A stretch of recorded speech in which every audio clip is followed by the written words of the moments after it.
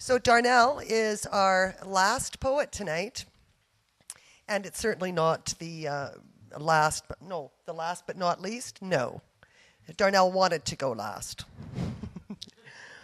Darnell started writing poetry after a romantic relationship ended, and he needed to find a way to recapture beauty in his life. He later married the woman who caused his interest in poetry. And notably, his poetry has been happier ever since. Darnell defines himself as a husband, a father, a philosopher, and these days you can add poet to that description.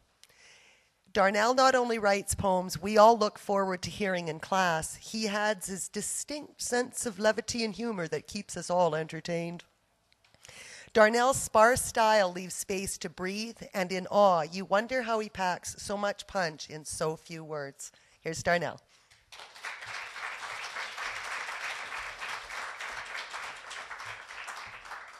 Being the last. Thanks.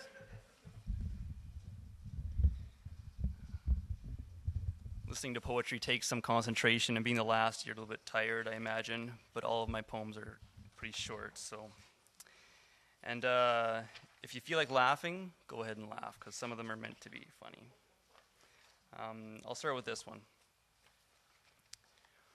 What I'm trying to say. Well, the thing is, I just want,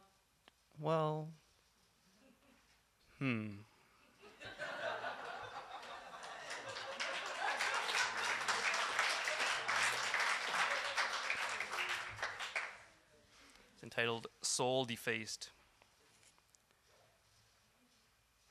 Once I've sunk into the cold black sea, I hope God will give my body back to me. The grass will cover my vacant eyes, and my soul, as my soul searches in far-off skies, my soul would be as noiseless cries, bound, not free, when my body dies. God, call my body out someday, the marker break and music play, for flesh can't savor, a soul can't taste, so God won't let my body waste. With his sharp word, he'll bind with haste this lifeless clay to a soul defaced.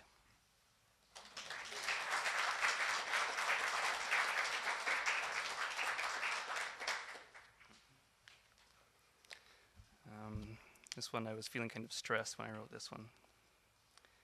The things I want to do. I always seem so busy that I never get time to do the things that I want to do.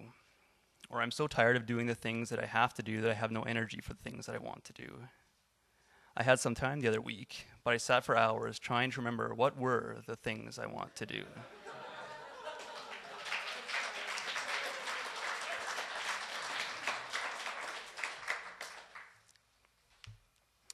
Dispassion. My dispassion destroys itself. So dispassionate about everything. Everything is stupid, uninteresting. Every stupid thing is tasteless. So passionately opposed to this passionlessness that I can no longer say that I'm dispassionate.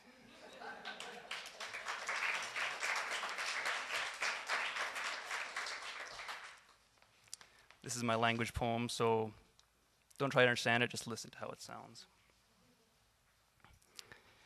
Mildly kiss honey lips, 40 moons evade my eyes, with wanton fragrance upon the air, running without moving, listening around slow shudders. Linger here, for love we must never embrace. Full lullabies sing, what songless ravens will not say. Extinguish Zion, build Zion, destroy Zion, Zion, Zion, Zion, Zion. Just kick the coals, beat them down with sticks. Controlling people, write the speeches that kill politics. Thoughts can't quit being. Though I die, get these bones clean, deep buried. Pity the dog's good tale. Take, fight, give, prevail.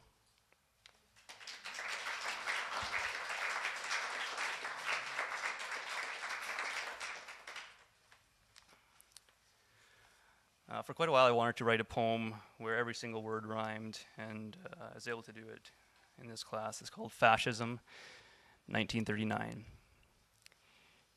You too can pan old gold teeth beneath mud, blood, and sand. Scared, unprepared, sore war will fill sound ground with myth, irate hate. And you too can pan old gold teeth beneath mud, blood, and sand.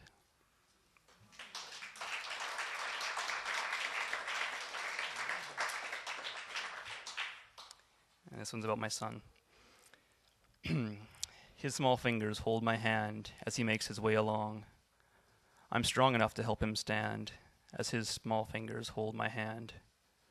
For years he will not understand that I can't always be that strong. His small fingers hold my hand as he makes his way along.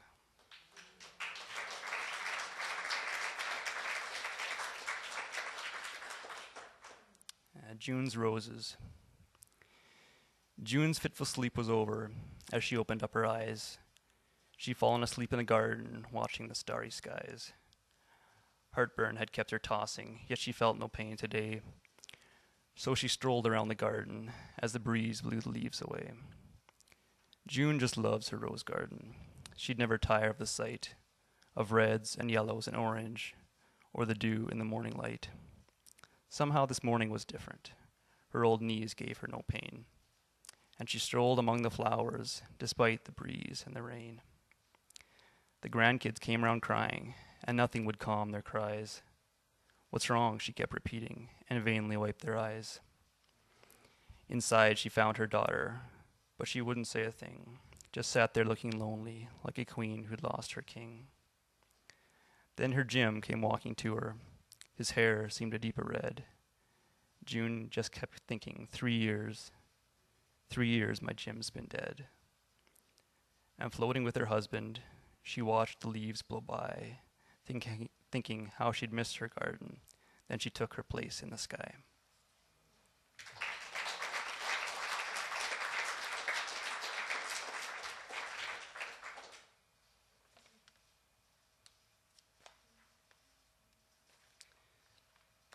This one is Night's Dream.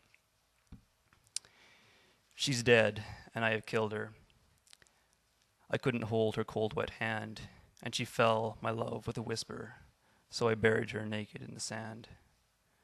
But waves kept pulling the sand back until I could see her whispering face. But who can hold the sea back when it wants to return to its place? Her breath wakes me as her whispers grow louder.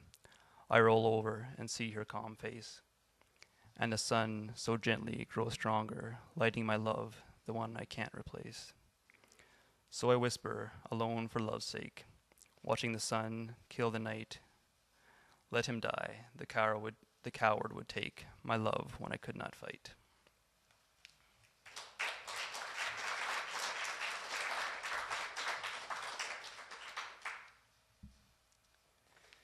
And maybe I'll just close with one that's not my poem. This is a poem by Muhammad Ali. It kind of expresses how I felt about the group. It was a great group this year, so it's very short. Me, me, we. Thank you.